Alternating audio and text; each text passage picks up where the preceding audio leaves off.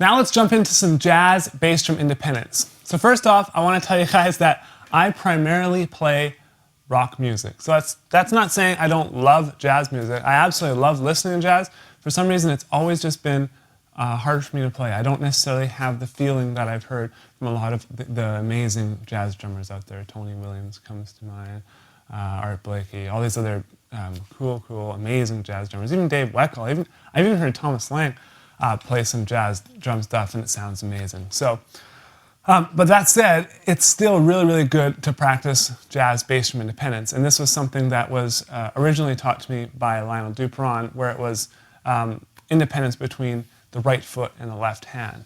The exercises that I've written here don't incorporate the left hand at all. You can add that in if you want later, and I'm just going to demonstrate them using my right foot. But you can also practice using your left foot.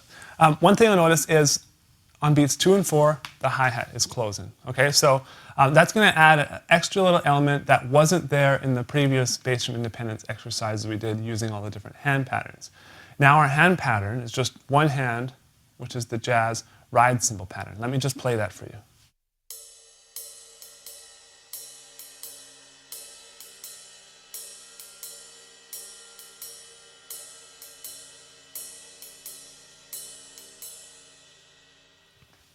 So that's the basic jazz ride cymbal pattern.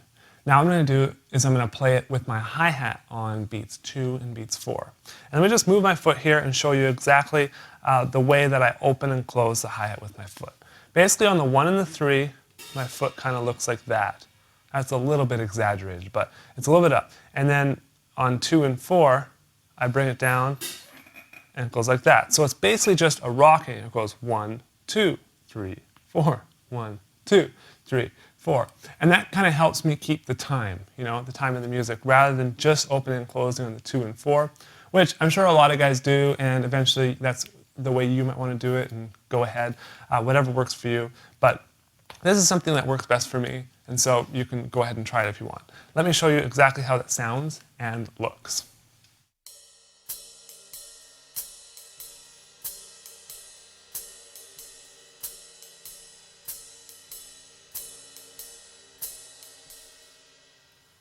All right, so that's it. Now the next step is just going through all 10 patterns, inserting the bass drum.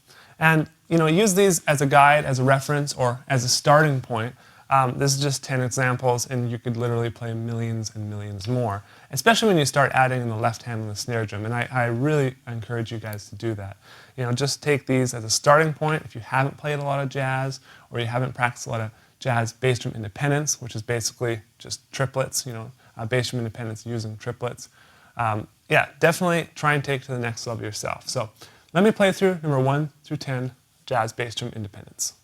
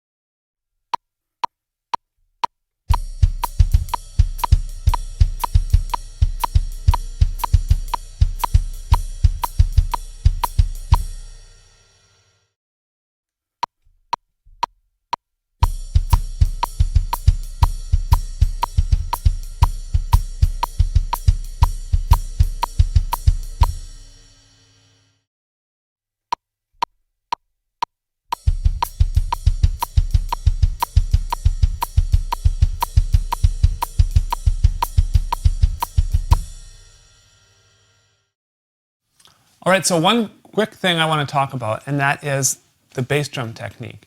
Now, whatever works for the style of music you're playing, if you need to do like big, massive shots and you're playing in like some big band jazz, you might want to play heel up and get a lot of, or more power.